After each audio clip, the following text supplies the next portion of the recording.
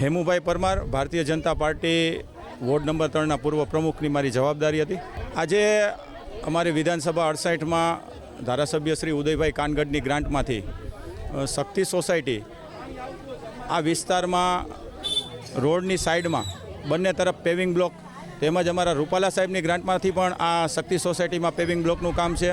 ત્યારબાદ ધારાસભ્ય શ્રી ઉદયભાઈ કાનગડની ગ્રાન્ટમાંથી અહીં સંતોષીનગર ફાટક પાસે શિવ મંદિર આવેલું છે. આ મંદિરમાં લાદીનું કામ આનું ખાતમુહૂર્ત થયું છે અને આ વિસ્તારમાં ભરવાડ, દેવી પૂજક અને કોળી સમાજના ખૂબ જ મોટી સંખ્યામાં વિસ્તારવાસીઓ છે, જેની એક ડિમાન્ડ હતી કે અહીં કોઈ માઠો પ્રસંગ બની જાય તો બહેનોને નાહવા માટે પ્રોબ્લેમ થતા હોય છે. એટલા માટે માઠા પ્રસંગના એક બાથરૂમનું પણ અમારા કોર્પોરેટર નરેન્દ્રસિંહ જાડેજા તેમજ ભારતીય જનતા પાર્ટીના ધારાસભ્ય ઉદયભાઈ કાનગડ આ બધાની ભલામણથી અહીં એક માઠા પ્રસંગનું બાથરૂમ બનાવવામાં આવી રહ્યું છે.